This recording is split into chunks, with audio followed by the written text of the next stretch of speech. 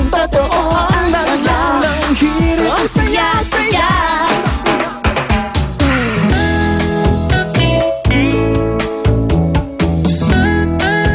May ganon, may bumper.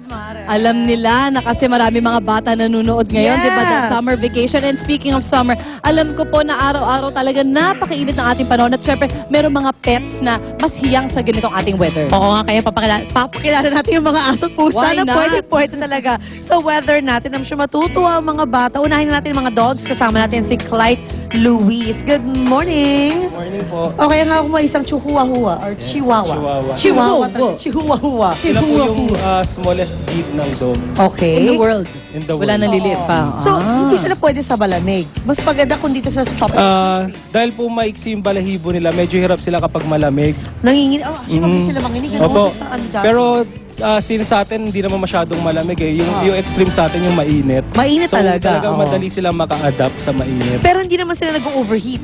Hindi naman po. Yung sobrang kailangan. Basta meron lang sila silang water. Okay. Kailangan ba naka-yellow yung water? Hindi naman. Hindi naman po masyado.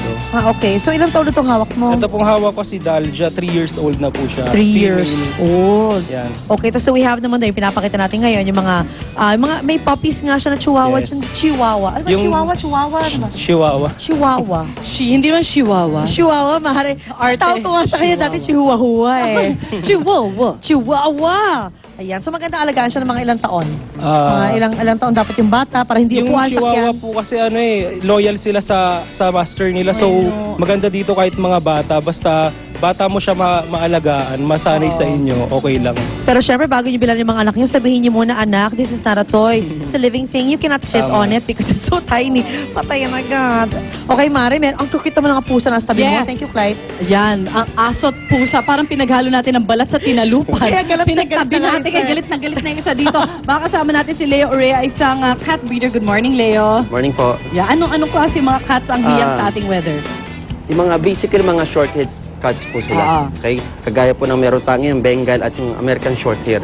Alin yung Bengal? Ito po yung Bengal natin. Ano batik Parang tiger? Bali, hybrid cat po siya ng American Asian Leopard cat tsaka Siamese cat. Well, Mga domestic cat po, mga short-hair. Oo. Pero pag tinignan, parang siya yung cat na in the wild, no? Pero ito Bali, domestic. nakakatakot ang itsura niya pero ang attitude niya naman po niya ay katulad ng mga pusa natin. Oo, so relax lang siya. Except pag nakakita ng mga makulit na mga aso sa harap That's niya. right. Ito namang isa. Yan ang ating mga American Shorthair. American Yan yung Short. male natin. Oh. Bali, isang taon at kalahati na po siya. Alam mo, na-notice ko na, ito si Bagets, ano pangalan mo? Ayan po. Si Ayan, kanina pa niya hawak yung mga pusa. Parang okay naman sa kanya, hindi ba dangerous mag-alaga? Hindi ba mainitin ang ulo ang pusa paminsan pag kinukulit? Meron po, itong mga short hair po, yung mga tension, yung mga ano po, okay naman po sila. Pwede po sa mga bata, hindi nga makatulad ng ibang mga pusa po na makukulit talaga. Oo. Pero ito, natural po kasi sa kanila yung pagiging makulit. Alright. Pero patalon-talon lang, pero Oo. para mang-away po ng mga bata, Hindi mga naman. hindi naman po. Alright, pero of course, lagi pa alalahanan yung mga bata kasi iba nung nanghihila ng buntot. Lalo na pag Ay, bumibisita kahit lang po sa bahay aso, ninyo, di ba? diba? Kahit sino Kahit naman. Kahit aso, kahit pusa, Correct. wag pong hilahin yung mga yan. Oo. Wag yun naman. Sa panahon po ngayon, dapat yung mga pets po natin, yung tubig natin, dapat wala laging may supply ng tubig.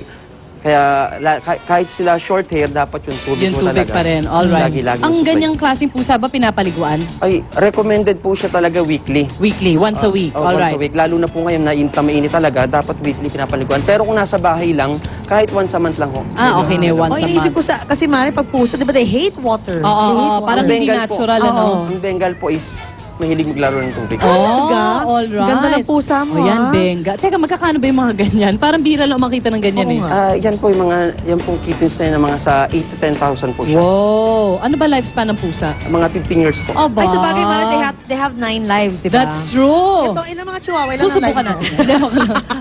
Hindi, ako lang. Gano'ng katagal ang buhay ng chihuahua? Yung mga chihuahua po, nasa 10 to 15 years Mga din. ganun 10 to din. 15. Mahaba din po yung Okay. buhay. Alright, so ayan. Simula pagkabata hanggat paglaki nila, talaga mag-iiringan lang itong mga dalawa. Oo nga. Aso at pusa. Thank you so much, Clyde, Luis, and Leo Urea. Maraming salamat sa inyo. Ayan pa mga kapuso. Kaya sa mga bata, pag kumuha kayo o humingi kayo kay daddy at mommy na maaalagaan Yes. nyo, why not try these two? But then again, ingatan ha, Oo. living thing yung mga yan. Alagaan at pahalin. Alright, mabalik pa unang hirit.